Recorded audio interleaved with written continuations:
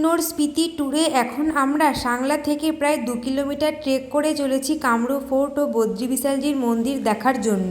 I love কামরূ এই লেখার পিছনেই সিঁড়ি উঠে গিয়েছে মন্দির ও ফোর্টের উদ্দেশ্যে। মন্দির বন্ধ থাকায় আমরা বাইরে থেকেই মন্দির দর্শন করে আরও সিঁড়ি দিয়ে ওপরে উঠতে লাগলাম ফোর্ট দেখার জন্য। অসম্ভব সুন্দর কাঠের কারুকার্য করা এই মন্দির। খাড়া সিঁড়ি বেয়ে কিছুটা উপরে ওঠার পরেই ফোর্টের এই ধ্বংসাবশেষ চোখে পড়ল। এবারে পৌঁছে গিয়েছি ফোর্টে, তবে এখানে ঢোকার আগে হিমাচলি টুপি ও কোমরে দড়ি বাঁধা বাধ্যতামূলক। আসামের কামরূপ মাতাকে এখানে প্রতিষ্ঠিত করা হয়েছে, তাই এটি কামরূপ মাতার মন্দির। ফোর্ট থেকে পুরো সাংলা ভ্যালির ভিউ ছিল দেখবার মতো। 7 তলা এই ফোর্টে 131 জন রাজা বসবাস করেছেন। এর নিচের 2টি তলা পাথরের ও ওপরের 5টি তলা কাঠের। এবারে সাংলা উপত্যকা ঘুরতে ঘুরতে নেমে এসেছি সাংলা বাস স্ট্যান্ডে। আমি মহিমা হোটেল থেকে ম্যাগি, মিষ্টি ও সিঙ্গারা দিয়ে লাঞ্চ করেছিলাম, তবে ভাতও পাওয়া যাচ্ছিল। ফিরছি পরের শর্টসে।